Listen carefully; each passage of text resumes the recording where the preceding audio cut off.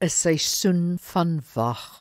Markus 4 verse 26 tot 28 sê, en hy het gesê, die koninkryk van God is soos 'n man wat saad op die land uitstrooi en nag na nag gaan slaap en dag na dag opstaan. En die saad ontkiem en groei. Hoe weet hy self nie? Die land bring die graan van self voort. Eers 'n halm, dan 'n aar en dan die koring vol in die aar.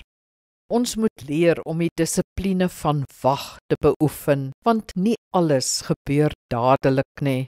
Trouwens, soms is daar 'n hele seisoen van wag.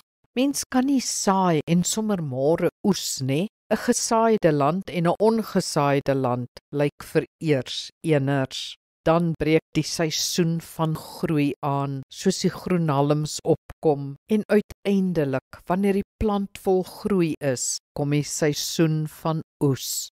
Seisoene kan nie aangejaag word nie.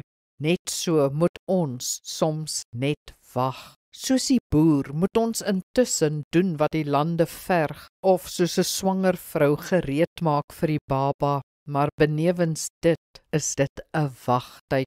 Ons moenie met ongeduld wag nie, maar geduldig, gelowig, gereed. Ons wag in die volle versekering, die vaste wete dat seisoene draai, die oes, die geboorte kom wel.